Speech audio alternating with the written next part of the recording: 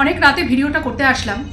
একজনে কিছু গোপন কি বলবো তথ্য, গোপন ভিডিও বা গোপন কিছু চ্যাট এইসব নাকি ইউটিউবে সবার কাছে ঘুরে বেড়াচ্ছে। তাদের মোবাইলে, তাদের হোয়াটসঅ্যাপে, তাদের যেসব মাধ্যমগুলো আছে সেই সব মাধ্যমে ঘুরে বেড়াচ্ছে। তো সেই নিয়ে এখন খুব একটা চর্চা চলছে। এখানে হয় এরকম মাঝে মধ্যেই এমন এক একটা ব্যাপার আসে, সেই ব্যাপারগুলোকে নিয়ে তখন চর্চা চলে। এবার সেই ব্যাপারটাকে নিয়ে হয়তো এখন একরকমভাবে কেউ কথা বলছে, আবার কয়েক মাস পর দেখা যাবে যে সেই ব্যাপারটার উদাহরণ অন্য একটা ঘটনার পর্যায়ক্রমে দিতে গিয়ে সেটাকে আবার অন্য রকমভাবে বলবে। মানে ধরো এখন হয়তো সেটাকে নেগেটিভভাবে বলছে, লোকের সামনে প্রেজেন্ট করছে, কিন্তু আবার ধরো 2 মাস পর অন্য কোনো একটা বিষয় যখন উঠে এসেছে তখন এই ব্যাপারটাকে আবার তারা পজিটিভভাবে সবার সামনে তুলে ধরবে।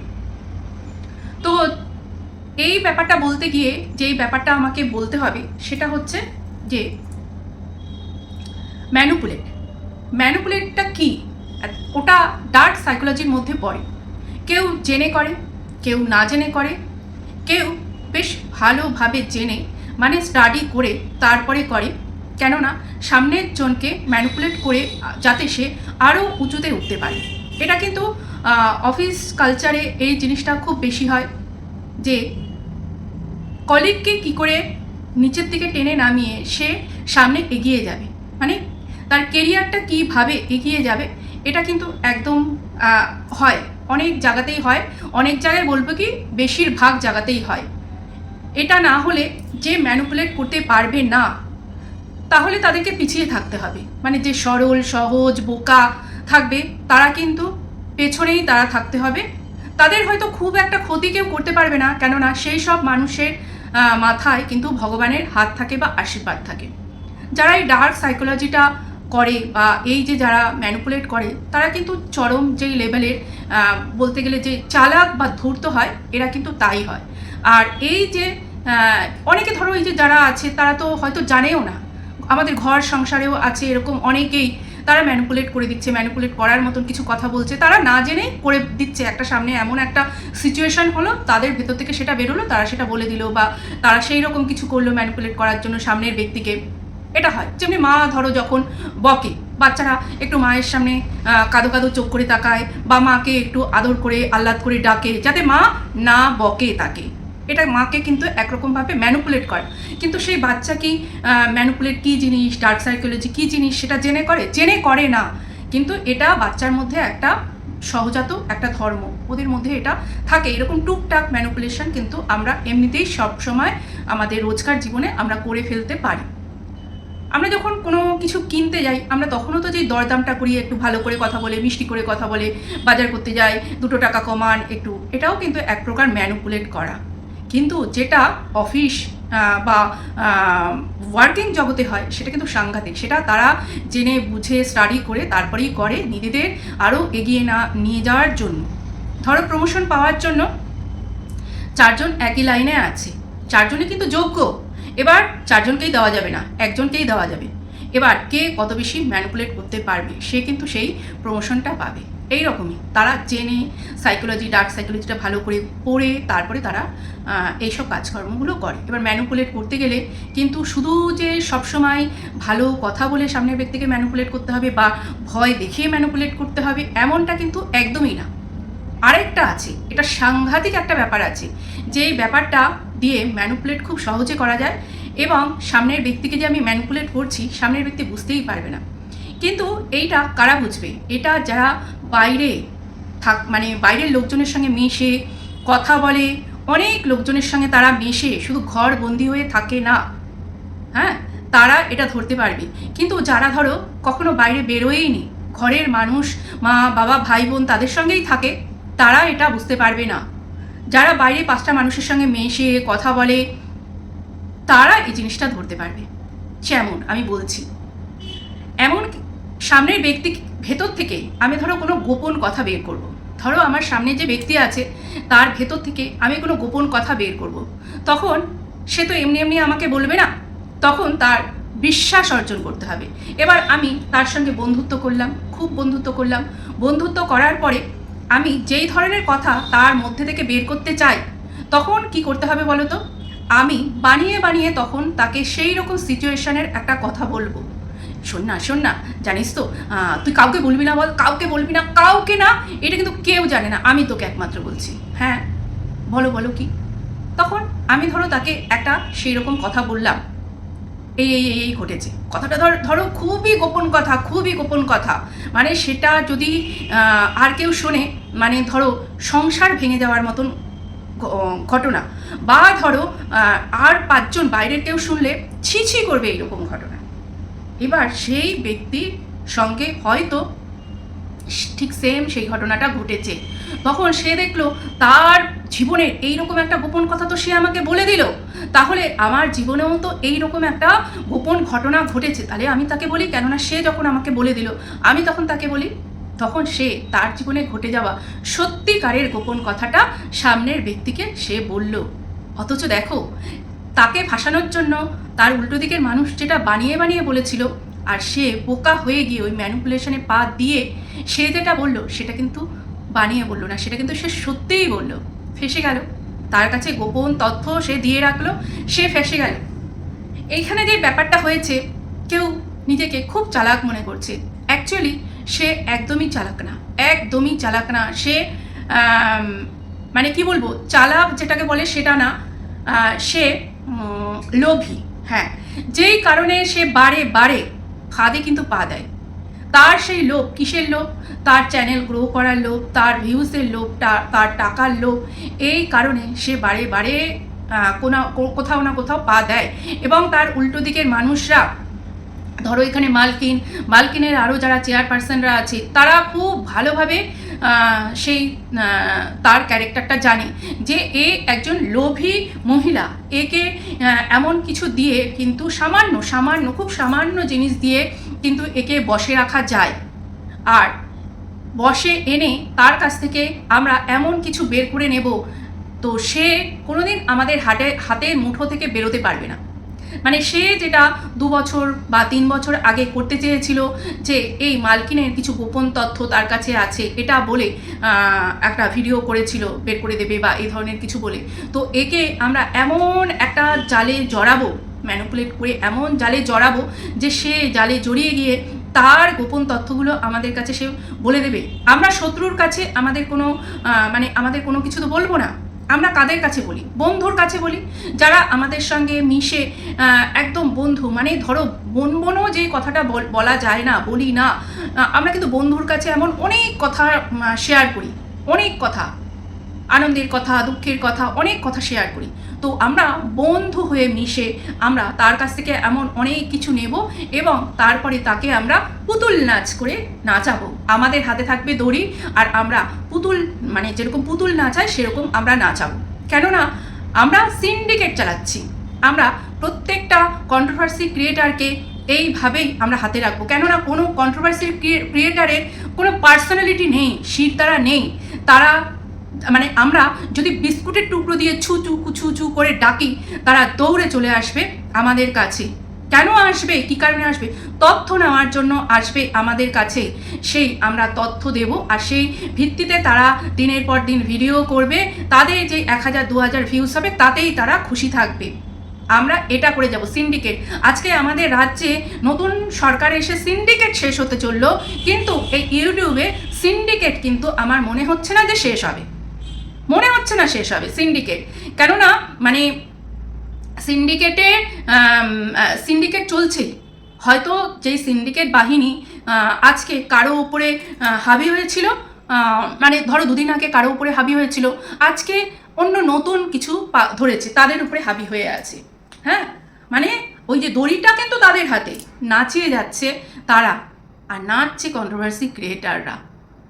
হ্যাঁ, এইটা যে নাচাচ্ছে, এই সিন্ডিকেট বাহিনীকে যে ঝেঁটিয়ে বিদায় করা দরকার, এটা কিন্তু কারো মাথায় আসছে না যে এই সিন্ডিকেট বাহিনীকে ঝেঁটিয়ে বিদায় করা দরকার। কেননা এরা বন্ধু হয়ে আজকে এর সঙ্গে মিশেছে, এইরকম করেছে, কালকে অন্য আরও কারোর সঙ্গে মিশবে, তাদের সঙ্গে ওই রকম করবে। কেননা এদের কাজই হচ্ছে বন্ধু হয়ে মিশে তাদের কাছ থেকে সব তথ্য নিয়ে, এবং সেই তথ্য তারা অন্য জায়গায় সার্কুলেট করবে, এবং তার নামে নানান কিছু ছড়িয়ে রাখবে, এটাই হচ্ছে এদের কাজ। এদের না আছে কোনো চ্যানেল, না আছে কোনো কিছু, মানে এদের লাভটা কি আছে, এটাই এইটাতেই তাদের আত্মতুষ্টি। সত্যিই এদের সংসারে শান্তি নেই, কোনো কিছুতে শান্তি নেই, মানে ওই অতৃপ্ত আত্মা, একদমই তাই, অতৃপ্ত আত্মা ছাড়া এরা আর কিচ্ছুই না, আর কিচ্ছু না এরা। আমি বলছি না যে এই কাজটা, যার সম্বন্ধে যেই সব ভিডিও বা চ্যাট বা আরও যেই সবগুলো সার্কুলেট হয়েছে এবং সবার কাছে কি বলবো, সবার কাছে ঘুরে বেড়াচ্ছে, সেই ব্যক্তি বা সেই মহিলা যে খুব ভালো, আমি সেটা বলছি না। কেন সে এই জিনিসগুলো করেছে, সে সেই জিনিসগুলো তার প্রিয় তখনকার দিদিদের কাছে দিয়েছে। আবার বললাম ম্যানুপুলেশন হয়ে সে এই জিনিসগুলো করে ফেলেছে। এখন সেই আবার বলছে যে ম্যানুপুলেশন অন্যদেরকে বলছে, হয়েও না, আমি যখন বুঝতে পেরেছি বেরিয়ে এসেছি। অনেক দেরি করে ফেলেছো বেরিয়ে আসতে। তবে এটার থেকে কি বাঁচার কোনো রাস্তা নেই? অবশ্যই আছে, কেননা এটা হচ্ছে একটা কালো চিঠি করা, তো এই কালো চিঠি করাটাকে কিভাবে আটকানো যায় সে তো সবাই জানে। কিভাবে আটকানো যায়, এইরকম করাটা তো একদমই ঠিক না।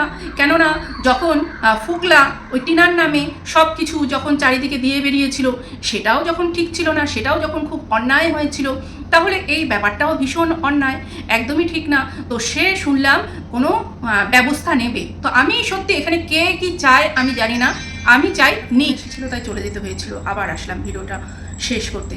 তো এই যে আবার মানে এই কেস শুনতে পাচ্ছি যে কেস করা হবে, যে এইরকম কালো চিঠি করছে সেই সব ব্যাপারে, বা ওর গোপন সব তথ্যগুলো যেইগুলো অন্য আরও সবার ফোনে কি বলবো ছড়ানো হয়েছে, সেগুলো সব চলছে অন্য সব জায়গায়, সবার ফোনে চলছে, মানে যারা যারা পেয়েছে তাদের ফোনে চলছে। তো সেই ব্যাপারটা নিয়ে কেস করবে বলেছে। তো আমার মতে হ্যাঁ ঠিক আছে, কেস করাই উচিত। ও যদি মনে করে যে কেস করবে, কেস করাই উচিত। আর এই কথা থেকে যেন ও পিছপা না হয়, এটা আমি চাই। কেন চাই? কেননা বারবার এখানে এসে অনেকেই বলে কেস করব, কিন্তু শেষে দেখা যায় যে ধমকি চমকি দিয়ে কিন্তু চুপ করে থাকে। তারপরে আর সেই কেসের দোরগোড়া পর্যন্ত যাওয়া হয় না, বা দূরের থেকে একটা ছবি নিয়ে এসে বলে যে এটা কেস করতে গেছিলাম বা কিছু এই ধরনের কিছু, বা কেসের নামে একটা জিডিফিডি কিছু করে সেটা দেখানো হয়।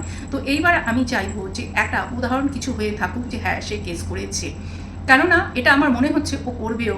এই যে ব্যাপারটা এখন যেটা হচ্ছে, এখন কিন্তু একটা ওর জন্য মরণ বাঁচন একটা মানে জায়গায় এসে দাঁড়িয়েছে, যে এই জায়গায় যখন চলে গেছে ওর এই গোপন ব্যাপারগুলো। এতদিন তো লোকে বলছিল যে হ্যাঁ ও এটা করে, কারো কাছে কিন্তু তেমন কোনো প্রমাণ ছিল না যে এটা করে। এখন যেহেতু সেটা সবার কাছে মোটামুটি ছড়িয়ে গেছে, অনেকেই বলছে যারা যারা দেখেছে বলে, যারা দাবি করছে যে তারা সেই প্রমাণগুলো দেখেছে, তো তার মানে হয়তো সত্যিও হতে পারে ব্যাপারটা। তো সেটা নিয়ে এইরকম তো ওর বাড়ি পর্যন্ত নিশ্চয়ই যাবে জিনিস, মানে যে ব্যাপারগুলো বাড়ি পর্যন্ত, বাড়ির লোক পর্যন্ত যাবে। আর আমার মনে হয় ওর বাড়ির লোকও এগুলো হয়তো জানে আমার মনে হয়। কেননা ওই টাইমে যে ঘটনাটা ও যে বাড়ি ছেড়েছিল, তখন কিন্তু এই যে দিদি, এই যে আমরা যাকে এই মালকিনের দিদি বলে আমরা জানি, যে সবাইকে সোনা উপহার দিয়ে বেড়ায়, এই দিদিই কিন্তু তখন সব কন্ট্রোভার্সি ক্রিয়েটারদের কাছে গিয়ে মানে অনেক কন্ট্রোভার্সি ক্রিয়েটারদের কাছে গিয়ে বলছিল যে আমি সব তথ্য প্রমাণ দেব, আর এর এগেনস্টে ভিডিও করো তোমরা, সমস্ত কিছু তথ্য প্রমাণ দেবো। যখন ফ্ল্যাটে গেল তখন আমি মানে এটা আমি জানি, তাই আমি এই ব্যাপারটা বলছি। আর এই ঘটনাটা আমার মনে হয় তখনকারও কিছু ব্যাপার এর মধ্যে ইনক্লুড আছে, এবং প্রমাণ তথ্য তখনকারও কোনো প্রমাণ তথ্য এর মধ্যে আছে, এটা আমার মনে হয়। এটা সঠিক কিনা আমি জানি না। তো এই যে জিনিসটা তখনও তো অনেকেই বলেছে, আর এখন ধরে নিতে পারি এই জিনিসটা একদমই সত্যি। তো তখন যে ঘটনাটা ঘটেছিল, যার জন্য বাড়ি টাড়ি ছাড়লো, নিশ্চয়ই ওই টাইমেও সবাই বাড়ির লোকে জানতে পেরেছিল যে বাড়ি ছেড়ে চলে গেছে। কী কারণে গেছে এটা কি কেউ জানে না? এটাও নিশ্চয়ই ওর বাড়ির লোক জানতে পেরেছিল যে এই কারণেই হয়তো বাড়ি ছেড়ে গেছে। তারপরে আবার যাই হোক ঠিকঠাক হয়েছে, বাড়িতে এসে সংসার ধর্ম যেটা করার সেটা করছে, আমরা যেটা দেখতে পাচ্ছি সেটা। এইবার মানে আমি ভেবে পাই না যে এই জিনিসটা মানে যখন ও করলো, তার মানে ওকে ওর মতন মানুষকে কিভাবে ম্যানুপুলেট করলে ও এই জিনিসটা ওদের কাছে বলতে পারি বা ওদের কাছে সবটা তুলে ধরতে পারি যে আমিও এই জিনিসটা করেছি। তার মানে এই জিনিসটা হওয়ার আগে একটা সিন তৈরি করা হয়েছে, মাহলটা সেই রকম তৈরি করা হয়েছে, তারাও নিজেদের কিছু তথ্য বলেছে। তখন এ আর থাকতে না পারে, এও বলেছে যে আমারও এই জিনিসটা হয়েছে এবং এই ব্যাপারটা হয়েছে। তো সত্যি মানে এখন এইরকম অবস্থা, আমি এর কথা আমি বলবো না, এর ব্যাপারটা তো ধরো আমরা অনেক আগে থেকেই একটু আধটু জানতাম, আমাদের কানে আসছিল। কিন্তু আমি এই যে এখানে যে চুগলিবাজি মহিলা যিনি আছে, মানে ওই দেশীয় যে ব্যাপারটা চুগলিবাজি মহিলা যে আছে, ইনি কিন্তু মেন কালপ্রিট। ইনি যে এই জিনিসগুলো করে সত্যি কি আনন্দ পায়, আমি এখনও আমার মাথায় আসে না যে কি আনন্দ পায়। ইনি যে সত্যি কথা বলতে মালকিনের সত্যিই ভালো চায় এমনটা কিন্তু না। মালকিনের মানে ইনি হচ্ছে সবাইকে একটুখানি কি বলবো, ওই থাকে না যে দলের মধ্যে একজন থাকে যে সবার সঙ্গে মিশবে অথচ সবার পেছনে একটু চুগলি করে বেড়াবে, উনি হচ্ছে এই টাইপের। চুগলিটা উনি না করতে পারলে আমার মনে হয় না যে উনি শান্তি পায়। তো উনি এই টাইপের, বয়স যথেষ্ট হয়েছে ওনার, কিন্তু ওনার চুগলি করার বাতিক কিন্তু গেল না। না হলে ওই যে বেলার যে বয়ফ্রেন্ড চাকরি পেয়েছে সেই কথাটা জানার পরে, সেই কথাটা উনি জানতো আর ওনার যে ভাই সে জানতো, যা এটা অন্য আর কারো মানে কান পর্যন্ত যাওয়ার কথা কিন্তু ছিল না। কিন্তু এই চুগলিবাজ যে দেশীয় দিদি, সে কি করলো, আরেকজনের কানে তুলে দিল। এবার এই যে দেশি দিদি কিন্তু ভালো করেই জানে আমি যার কানে দিচ্ছি সে কিন্তু এই জিনিসটাকে অন্য কান ছড়াবে। তাহলে এই দিদি কি সত্যিই মালকিনের ভালো চায়? আমার তো মনে হয় না এই দেশি দিদি মালকিনের ভালো চাই। যদি মালকিনের সত্যিই ভালো চাইতো তাহলে কিন্তু এইগুলো করতো না। এই দেশি দিদি মালকিনের জীবনে যবে থেকে এসছে তবে কিন্তু মালকিন অনেক উল্টোপাল্টা কাণ্ডকারখানা করছে। কি উল্টোপাল্টা কাণ্ডকারখানা? না কোনো পরকীয়া না বা অন্য কোনো কিছু না, তার যে এই যে কন্ট্রোভার্সি যারা করে বা যারা ভিউয়ার তাদের সঙ্গে তার মানে বাজে ব্যবহার, তাদেরকে খুব বাজেভাবে কমেন্ট করে উত্তর মানে বাজেভাবে উত্তর দেওয়া তাদের কমেন্টে, এই সব জিনিসগুলো কিন্তু করছে। এই যে মালকিন কিন্তু বহু বছর ধরে কন্ট্রোভার্সি দিয়ে যায় এবং তাকে নিয়ে কন্ট্রোভার্সি হয় এবং সে এই কন্ট্রোভার্সিটাকে দারুণভাবে এনজয় করে। কখনো কিন্তু এই মালকিন এই এখন যেগুলো করে কন্ট্রোভার্সি ক্রিয়েটারদের বিরুদ্ধে কেস করা বা অন্য ধরনের বাজেভাবে রিয়্যাক্ট করে ভিডিও করা, এইগুলো কিন্তু করতো না। এইগুলো কবে থেকে করছে? ওই যে দলে যে পালের গোদাটা যবে থেকে এসছে সেই তবে থেকে এই জিনিসগুলো করছে। আগে ছিল এই মালকিনের মাথাটা ফাঁকা, সরেস ছিল একদম ফাঁকা, কিন্তু যবে থেকে এই দিদি দেশীয় দিদি যবে থেকে তার মাথাটা খাওয়া মানে কি বলবো আরম্ভ করেছে, তবে থেকেই কিন্তু এই মালকিনেরও একদম সারি সর্বনাশ হতে আরম্ভ করেছে। তো এই দিদিকে নিয়ে কিন্তু ভারী সন্দেহ আছে, এই দিদি কি সত্যি মালকিনের ভালো করতে এসছে নাকি মালকিনের শাড়ির সর্বনাশ করতে এসছে, এটা কিন্তু একটু ভেবে দেখা দরকার। আর এই যে মানে আইন কানুন এত জানে তাহলে এই যে দেশি দিদি কি এটা জানে না যে তার কাছে বা তাদের কাছে আরেকজনের যেই সব গোপন তথ্যগুলো আছে সেই তথ্যগুলো অন্য জায়গায় ছড়িয়ে দেওয়া, কোনো কি বলবো ভিউয়ারের কাছে বা কন্ট্রোভার্সি ক্রিয়েটারদের কাছে ছড়িয়ে দেওয়া, এটাও ঠিক না। তাহলে সেই ক্রিয়েটার মানে সেই কন্ট্রোভার্সি ক্রিয়েটার যেই দোষটা করছে বা যেই ভুলটা করছে, আমিও সেই একই দোষ করছি বা আমরাও সেই একই দোষ করছি, একই ভুল করছি। তো সেই ক্রিয়েটার মানে যাকে আমরা এতদিন আমাদের গ্যাংয়ের এক মেম্বার, খুব মানে কি বলবো ইম্পর্টেন্ট মেম্বার বানিয়ে রেখেছিলাম, আত্মীয় পাতিয়ে রেখেছিলাম, তাহলে সে যখন আমাদের কোনো কথা বলছিল যে বাইরে বের করে নিয়ে আসবো, তখন তো তার বিরুদ্ধে আমরা কোনো স্টেপ নিতেই পারতাম।